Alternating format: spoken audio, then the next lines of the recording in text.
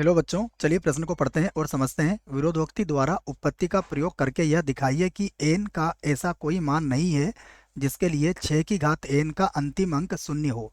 ये हमें यहाँ पर बताना है। प्रश्न को हल करने से पहले हम प्रश्न के लिए मुख्य अवधारणा लिखेंगे, जिसकी सहायता से इस प्रश्न को हल किया जाएगा। तो प्रश्न के लिए मुख्य अवधारणा में हम एक बात लिखने वाले हैं जो कि प्रश्न से संबंधित है। क्या बात है उसको मैं यहाँ पर लिख देता हूँ बच्चों। देखिए, हमें पता है कि यदि यदि लिख लेते हैं इसको। यदि इसको हटा देंगे अभी, है ना। यदि संख्या का इकाई अंक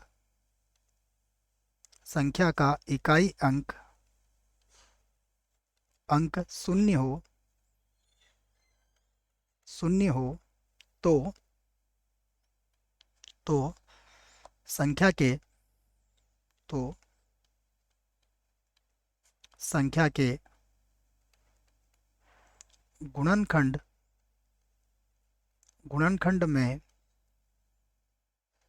2 तथा 5 अवश्य होगा। 2 तथा 5 अवश्य होगा। ये बात हमें इस प्रश्न के लिए याद रखना है। अब हम प्रश्न को हल करते हैं यहाँ से। देखिए, प्रश्न को हल करेंगे तो सबसे पहले हमें क्या कहा गया है? 6 की घात n का अंतिम अंक शून्य है। क्या सिद्ध करना है हमें?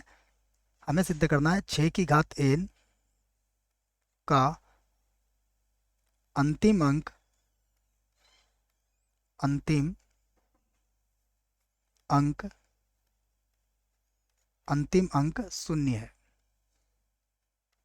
शून्य है। ये हमें सिद्ध करना है। तो हम क्या करेंगे? हमें विरोधोक्ति द्वारा इसकी उपपत्ति करना है। तो यहाँ पर लिख देते हैं हम विरोधोक्ति द्वारा उपपत्ति। विरोधोक्ति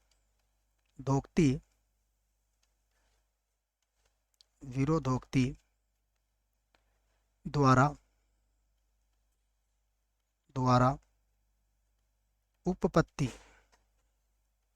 विरोधोक्ति द्वारा उपपत्ति। तो विरोधोक्ति द्वारा जब हम उपपत्ति करते हैं तो हम क्या करते हैं कि जो प्रश्न में हमें सिद्ध करना होता है हम उसका विपरीत मानते हैं। तो यहाँ पर भी हम क्या करते हैं? देखिए, क्या कहा गया है कि n का कोई मान नहीं है। तो हम मान लेते हैं कि यदि संभव हो तो माना, यदि संभव हो तो माना n के मान के लिए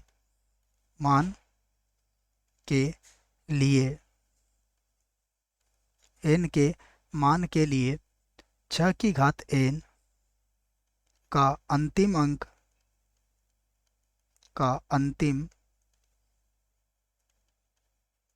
अंक शून्य है। ये हमने मान लिया है कि n के मान के लिए 6 की घात n का अंतिम अंक क्या है? शून्य है। तब देखिए क्या होगा। 6 की घात n को जब आप हल करोगे तो ये क्या आएगा? इसके गुणनखंड कैसे मिलेंगे आपको? 2 की घात, या पहले मैं 10 में लिख देता हूँ इसको, फिर इसके गुणनखंड कर लेंगे हम, ठीक है। तो ये कुछ इस प्रकार से मिल जाएगा बच्चों। देखो, ये हो जाएगा k और गुणा में आ जाएगा 10 की घात n। ठीक है, k की घात n भी हो सकता है। और यहाँ पर k क्या है? k कोई भी पूर्णांक हो सकता है। k एक पूर्णांक होगा, एक पूर्णांक है। अब अगर आप इसको आगे देखेंगे तो ये कुछ इस प्रकार से लिखा जाएगा। 6 की घात n बराबर, इसको यहाँ से हटा लेते हैं बच्चों, जगह कम है, इसको इधर लिख लेते हैं, ठीक है। तो मैं यहाँ से लिख देता हूँ इसको, 6 की घात n बराबर k। 10 को हम क्या लिख सकते हैं? 2 गुणा 5, और इसकी घात कितनी हो जाएगी? n। ठीक है। अब आप देखिए, हम चाहें तो इसको अलग अलग कर सकते हैं। देखो, 6 का गुणनखंड करेंगे तो ये हो जाएगा 2 की घात n गुणा 3 की घात n बराबर, अगर यहाँ पर देखेंगे तो ये हो जाएगा k गुणा में आ जाएगा 2 की घात n और गुणा 5 की घात n। अब अगर आप यहाँ पर ध्यान से देखेंगे तो k तो एक पूर्णांक है, 2 की घात n भी हमारे पास है। अब 3 की घात n और यहाँ पर आ जाएगा, मतलब 2 की घात n से 2 की घात n तो आप काट सकते हो ना, इसको मैं काट के दिखा देता हूँ आपको।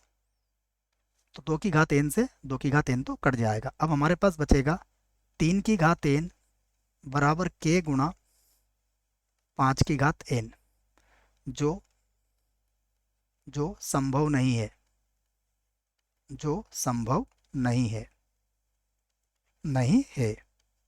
क्यों नहीं है संभव? क्योंकि 5 की घातांक जब आप दिखेंगे तो जैसे 5 की घातांक बच्चों आपने 1 लिखी तो यहाँ पर 5 आ जाएगा और यहाँ पर 3 आ जाएगा, तो ये 3 के आ जाएगा और के चूंकि पूर्णांक है तो कभी भी ये 3 के बराबर नहीं आ सकेगा। ठीक है, इसको मैं यहाँ पर एक उदाहरण से समझा रहा हूँ आपको कि क्या बोलना चाहता हूँ मैं। देखो मान लीजिए n का मान 1 है, तो यहाँ पर हो जाएगा 3 बराबर कितना हो जाएगा 5 के। अब चूंकि के क्या है, पूर्णांक है, तो ये तो 5 का पहाड़ा बनेगा और 5 के पहाड़े में कभी भी 3 नहीं आता है। इसका अर्थ हुआ कि जो क्या है, संभव नहीं है। तो ये संभव क्यों नहीं है? क्योंकि हमने हमारी गलत कल्पना के कारण हुआ है। जो जो हमारी हमारी गलत कल्पना के कारण कारण हुआ है, जो हमारी गलत कल्पना के कारण हुआ है। तो अब यहाँ पर हम कह सकते हैं कि अतः अतः विरोधोक्ति विधि से विरोधोक्ति अतः विरोधोक्ति विधि से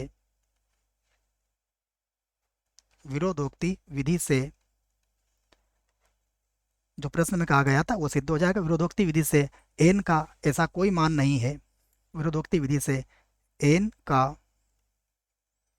ऐसा कोई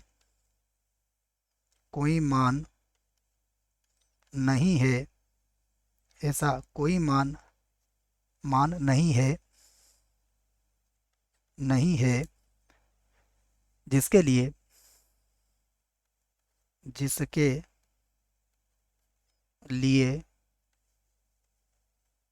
जिसके लिए 6 की घात n का अंतिम अंक